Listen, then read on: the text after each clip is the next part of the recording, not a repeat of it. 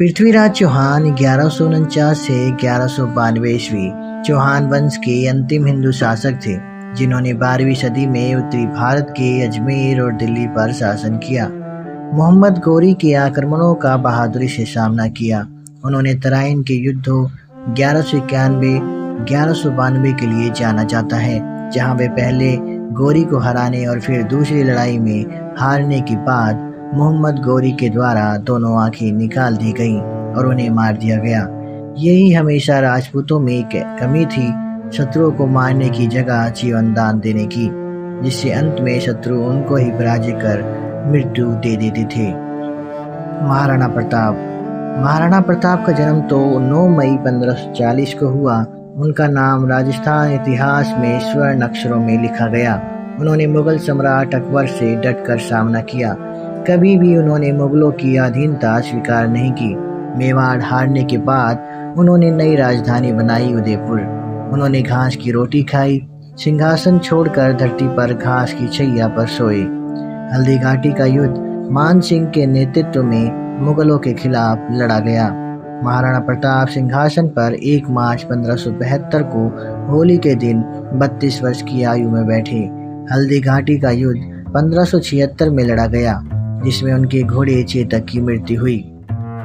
कहा जाता है कि हल्दी घाटी युद्ध में कोई निर्णय नहीं निकला, हालांकि इसे एक रणनीतिक जीत माना जाता है। दिवेर का युद्ध 1582 में लड़ा गया, जिसमें मुगल सेना पराजित हुई। सुल्तान खान मारा गया। महाराणा प्रताप का निधन 19 जनवरी 1597 को हुआ। महाराणा प्रताप को किसी व्यक्ति ने नहीं मारा। उनकी मृत्यु चावंड में एक शिकार दुर्घटना के कारण लगी चोट से हुई थी, जब वह अपने धनुष की प्रत्यंचा खींचते समय घायल हुए, जो बहुत गंभीर हो गई। धनुष की प्रत्यंचा इतनी जोर से खींची गई कि उनके पेट में गहरा घाव हो गया, जो बाद में उनका निधन का कारण बनी। उनकी मृत्यु तो हुई, लेकिन उनका सपना मुगलों को अपने राज्य से उखाड़ फेंकना अधूरा रह गया। छत्रपति शिवाजी महाराज का जन्म 19 फरवरी 1630 में हुआ। महाराणा प्रताप की मृत्यु के 33 साल बाद उनका जन्म हुआ। एक महान योद्धा के जन्म को 3 दशक का समय लगा। उन्होंने मराठा साम्राज्य की नींव रखी, मुगल सम्राट औरंगजेब से संघर्ष किया। सन 1674 में उनका राज्याभिषेक हुआ। उनका शासनकाल एक राजा के रूप में ज़्यादा नहीं चल सका। वो केवल लगभग 6 साल ही शासन कर सके, लेकिन उनका स्वराज का सपना उनकी मृत्यु के बाद साकार हुआ।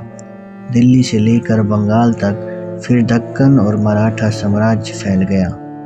छत्रपति शिवाजी को कहा जाता है कि विष देकर उन्हें मारा गया था। कोई तो था जो उनके सपने को साकार होते देखना पसंद नहीं कर रहा था।